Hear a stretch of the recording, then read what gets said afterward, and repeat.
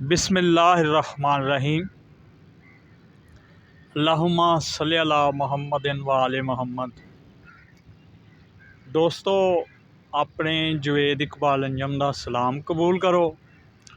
तो क्योंकि Christmas day करीब है तो हज़रत ईसा दे हवाले नाल ही असीं एक गल करांगे। दोस्तों,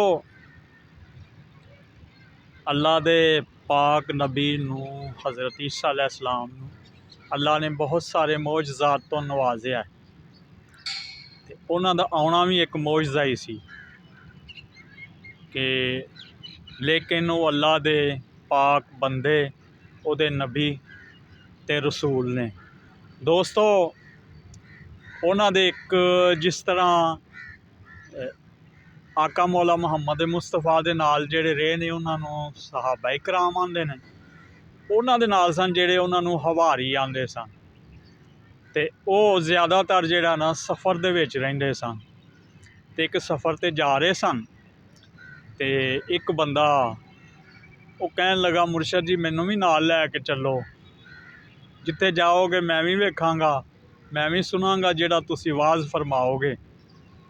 उन्हें फरमाया ठीक है चल, लेकिन तू ना सबर सच्चाई इहदा दामन जेड़ा ना फड़ी रखना है। उन्हें क्या जी ठीक है, अर्ज की ठीक है मुर्शद जी। सरकार सफ़र वाले पासे टुर पे, थोड़ा जिहा अगे जाके ना उन्हें आख्या यार तेन भुख लगी है, रोटी ना खा लीए। उन्हें आख्या ठीक है सरकार, जिस तरह तुसी अरशाद फरमाओगे। भुख तो मैनू भी लगी सी ते मैं आख्या सरकार दे नाल हाँ ते सबर करना, गल नहीं करनी। उन्हें फरमाया लै पैसे, उतों रोटी लिया। उन्हें उतों रोटियां लिया ते खाण लई कोई सालन लिया ते रोटियां सन 3। उन्हें दिल च सोचा कि वो अल्लाह दे पाक नबी ने ते मुर्शद ने, सरदार ने, ते जदों रोटी खान लगना तो वो ना होवे कि वो 2 खा लैन ते मैनू 1 दे देन। उन्हें आख्या चलो एक इत्थे ही खा लेने। उन्हें एक रोटी सी ना जेड़ी वो उत्थे बह के खा लई, खा के तो फिर अगे टुर पिया। जदों आके अल्लाह दे नबी कोल पहुंचिया, लै आया बई रोटी। उन्हें अर्ज की जी लै आया मुर्शद जी। सरकार फरमाया कि खोल के खान लगे ते वो एक रोटी एक सरकार ने खाधी, एक उन्हें। ते सरकार फरमाया बई रोटियां 2 ही सन। उन्हें आख्या जी 2 ही सन। सरकार फरमाया मैनू लगदा 3 रोटियां आईयां होनियां। उन्हें कहा नहीं जी 2 ही सन। एक उन्होंने खा ली, एक उन्हें खा ली। अगे टुर पे, अगे गए तो उन्हें वेख्या कि एक बंदा जेड़ा वे ना वो बड़ा मुसीबत दे विच सी। उन्हें अर्ज की कि सरकार मैनू कोढ़ दा मरज़ है ते दूर कर दिओ। सरकार ने दम फरमाया, उहदा कोढ़ दा मरज़ जेड़ा वे दूर हो गया। उस तो अगे गए ते अगे यानी कि एक घर सी।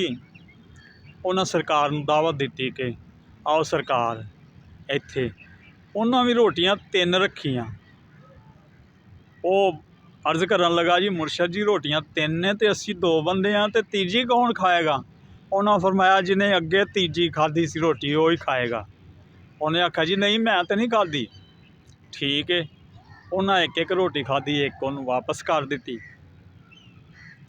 उस तो बाद अगे गए ने एक यानी कि जमीन च जिथे किसान ने उन्होंने जमीन नूं ना वाया सी।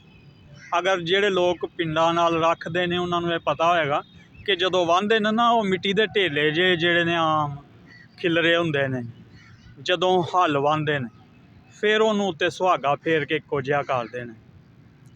वो ढेले सन मिट्टी दे। ते बंदा एक आ गया, उन्हें आख्या जी सरकार मर गए हाँ, गुरबत घर दे विच जांदी नहीं, ते कोई मेहरबानी करो। उन्हां ਉਸ ਜ਼ਮੀਨ ਵੱਲ ਵੇਖਿਆ ਤੇ ਉਹਨਾਂ ਫਰਮਾਇਆ ਕਿ ਉਹ ਜਿਹੜੇ ਢੇਲੇ ਸਨ ਉਹਨਾਂ ਫਰਮਾਇਆ 4 ਢੇਲੇ ਲਿਆ। ਉਹ 4 ਢੇਲੇ ਲਿਆਇਆ ਵੱਡੇ ਵੱਡੇ। ਸਰਕਾਰ ਨੇ ਉਹਨਾਂ ਵੱਲ ਵੇਖਿਆ, ਫੂਕ ਮਾਰੀ, ਉਹ ਸੋਨੇ ਦੇ ਬਣ ਗਏ। ਇੱਕ ਉਹਨੂੰ ਦਿੱਤਾ, ਲੈ ਤੂੰ ਜਾ। ਦੂਸਰਾ ਉਹਨੂੰ ਦਿੱਤਾ ਤੇ ਫਿਰ ਅਰਜ਼ ਕਰਨ ਲੱਗਾ, ਜੀ ਹੁਣ ਜਿਹੜਾ ਹੈ ਤੁਹਾਨੂੰ ਵੀ ਆ ਗਿਆ, ਸਾਨੂੰ ਵੀ ਆ ਗਿਆ, ਸਭ ਨੂੰ ਆ ਗਿਆ, ਜਿਹੜਾ ਹੈ ਅਜ਼ਾਫੀ ਢੇਲਾ ਹੈ ਉਹ ਕਿਹਨੂੰ ਦੇਣਾ ਜੀ? ਸਰਕਾਰ ਫਰਮਾਇਆ ਉਹ ਉਹਨੂੰ ਦੇਣਾ ਜਿਹਨੇ ਤੀਸਰੀ ਰੋਟੀ ਖਾਧੀ ਸੀ। ਉਹਨੇ ਆਖਿਆ, ਸਰਕਾਰ ਹਜ਼ੂਰ ਮੈਂ ਵੀ ਜਿਹੜਾ ਹੋਵੇ ਨਾ ਉਹ ਕਰ ਹੀ ਬੈਠਾ, ਤੁਹਾਡੇ ਨਾਲ ਝੂਠ ਬੋਲ ਹੀ ਬੈਠਾ ਤੇ ਤੁਸੀਂ ਵੀ ਮਨਾ ਕੇ ਛੱਡਿਆ। ਉਹ ਰੋਟੀ ਸਰਕਾਰ ਮੈਂ ਹੀ ਖਾਧੀ ਸੀ ਤੀਸਰੀ। ਸਰਕਾਰ ਫਰਮਾਇਆ ਤੂੰ ਦੱਸ ਦਿੰਦਾ ਤੇ ਬਿਹਤਰ ਸੀ। ਨਬੀਆਂ ਦੇ ਨਾਲ ਜਿਹੜੇ ਬੰਦੇ ਹੋਣ ਉਹਨਾਂ ਨੂੰ ਝੂਠ ਨਹੀਂ ਬੋਲਣਾ ਚਾਹੀਦਾ। ਤੇ ਦੋਸਤੋ, ਸਾਡਾ ਵੀ ਇਹ ਛੋਟੀ ਜਿਹੀ ਗੱਲ ਸੁਣਾਉਣ ਦਾ ਮਕਸਦ ਇਹ ਹੀ ਹੈ ਕਿ ਇਨਸਾਨ ਨੂੰ ਹਮੇਸ਼ਾ ਹੱਕ ਸੱਚ ਦਾ ਸਾਥ ਦੇਣਾ ਚਾਹੀਦਾ ਹੈ ਤੇ ਐਸਾ ਹੀ ਬੋਲਣਾ ਚਾਹੀਦਾ ਹੈ।